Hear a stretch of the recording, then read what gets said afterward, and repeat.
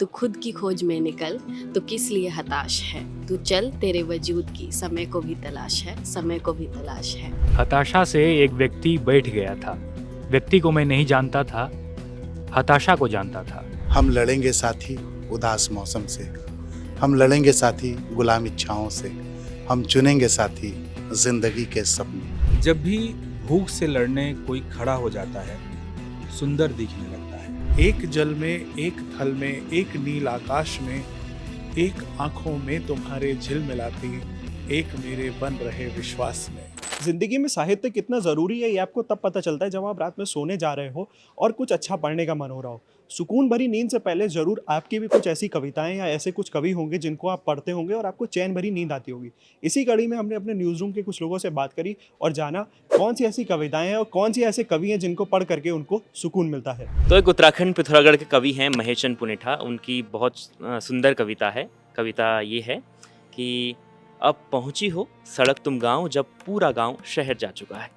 इसके बाद सड़क मुस्कुराई और मुस्कुराकर बोली, बहुत भोले हो भाई, लकड़ी पत्थर और खड़िया तो बची है ना। जो लास्ट लाइन है, ये लाइन इसलिए बोली गई है क्योंकि जब तक उत्तराखंड के गाँव में लोग थे तब तक वहाँ सड़क नहीं थी। अब सड़क पहुँची है तो गाँव में लोग नहीं हैं, लेकिन गाँव में क्या है, खड़िया मतलब एक स्टोन पत्थर होता है, सॉफ्ट पत्थर जिसका आप पाउडर ये सब कुछ बनाते हैं। अब खड़िया से ही आप दवाइयाँ बनती हैं, पाउडर बनती हैं, तो बहुत कीमती होता है। तो उसके लिए ही अब गाँव गाँव में सड़क जा रही है। इसका बेसिकली ये अर्थ है। क्या है कि मिजाज में थोड़ा सा ना ऐसे मतलब ऐसे जो एटीट्यूड से थोड़ा रोमांटिक आदमी, लेकिन मेरे दिल के करीब जो सबसे कविता है वो मेरे पसंदीदा कवि हैं ज्ञानेंद्र पति। उनकी कविता है चेतना पारिक। कैसी हो, क्या अब भी पहले जैसी हो, कुछ कुछ खुश कुछ कुछ उदास, कभी देखती तारे कभी देखती घास। चेतना पारिक कैसी दिखती हो, अब भी कविता लिखती हो। इसमें इतनी प्यार है ना इसमें कि देखिए वो आदमी, कविता है ट्राम में एक याद। वो कोलकाता पहुंचा है कवि और वहाँ पहुंचने के बाद में उससे चेतना पारिक याद आ गई क्योंकि वो उसके साथ ट्राम में घूमा है कहीं कहीं। तो वो कहता है कि तुम्हें मेरी याद ना होगी लेकिन मुझे तुम नहीं भूली, तुम्हें मेरी याद ना होगी लेकिन मुझे तुम नहीं भूली हो। चलती ट्राम में फिर आंखों के आगे झूली हो, तुम्हारी कदकाठी की एक नन्ही सी नेक सामने आ खड़ी है, तुम्हारी याद उमड़ी है। चेतना पारिक कैसी हो, पहले जैसी हो। ये जो कविता मैं सुना रहा हूँ ये मेरे बहुत ही प्रिय कवि हैं सर्वेश्वर दयाल सक्सेना। कविता का शीर्षक है भूख। जब भी भूख से लड़ने कोई खड़ा हो जाता है, सुंदर दिखने लगता है। झपटता बाज, फन उठाए सांप, दो पैरों पर खड़ी कांटों से नन्ही पत्तियां खाती बकरी, दबे पांव झाड़ियों में चलता चीता, डाल पर उल्टा लटक फल कुतरता तोता, या इन सब की जगह आदमी होता। जब भी भूख से लड़ने कोई खड़ा हो जाता है, सुंदर दिखने लगता है। देखिए, अवतार से सिंधु पाश मेरे पसंदीदा कवि हैं, पंजाबी कवि रहे। उनकी 3 लाइन मैं आपको सुनाता हूँ। हम लड़ेंगे साथी उदास मौसम से, हम लड़ेंगे साथी गुलाम इच्छाओं से, हम चुनेंगे साथी जिंदगी के सपने। तो ये कविता उमंग भरती है, जीने की लालसा देती है। कविताएं तो ऐसे बहुत सारी हैं जो मुझे पढ़ना बहुत अच्छा लगता है। जॉन एलिया की हैं, और अगर देखा जाए तो करंट जो फेवरेट है मेरी, जो काफ़ी सालों से मैं बहुत ज़्यादा ही पढ़ती हूँ, वो है तू चल।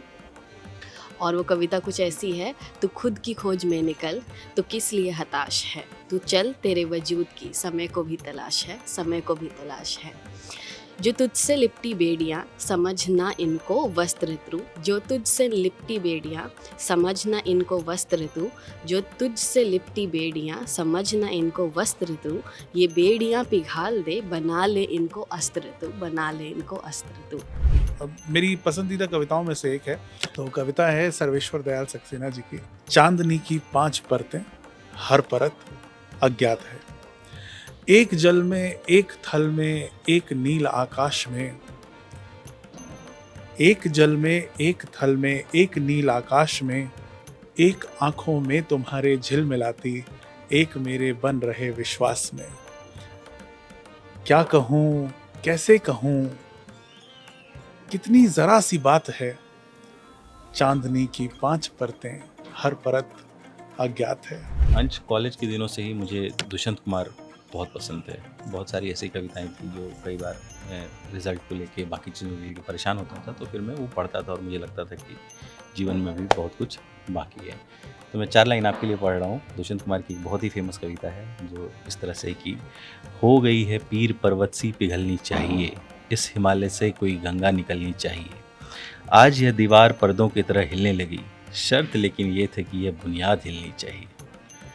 सो ये जो 4 लाइन की ये जो 4 पंक्तियां हैं वो मेरे साथ हमेशा ही रहती है। हताशा से एक व्यक्ति बैठ गया था। व्यक्ति को मैं नहीं जानता था, हताशा को जानता था। इसलिए मैं उस व्यक्ति के पास गया, मैंने हाथ बढ़ाया। मेरा हाथ पकड़कर वह खड़ा हुआ। मुझे वह नहीं जानता था, मेरे हाथ बढ़ाने को जानता था। हम दोनों साथ चले, दोनों एक दूसरे को नहीं जानते थे, साथ चलने को जानते थे। विनीत कुमार शुक्ल। कोई नेगेटिव डे किसी दिन होता है तो उस दिन ये मेरा रेफरेंस पॉइंट है और मैं सोच लेता हूँ कि हिम्मत इसी से मिलेगी। तो शिवमंगल सिंह सुमन की कविता है, क्या हार में क्या जीत में किंचित नहीं भयभीत में, क्या हार में क्या जीत में किंचित नहीं भयभीत में, संघर्ष पथ पर जो मिले यह भी सही वह भी सही, वरदान मांगूंगा नहीं। तो वरदान मांगूंगा नहीं वो कविता है जो मुझे अक्सर हिम्मत देती है। और जब मुझे लगता है ना कि यार कहीं कोई ऐसा मौका आ रहा है कि मैं झुक रहा हूँ, तो मैं अक्सर इसे मन से याद करता हूँ।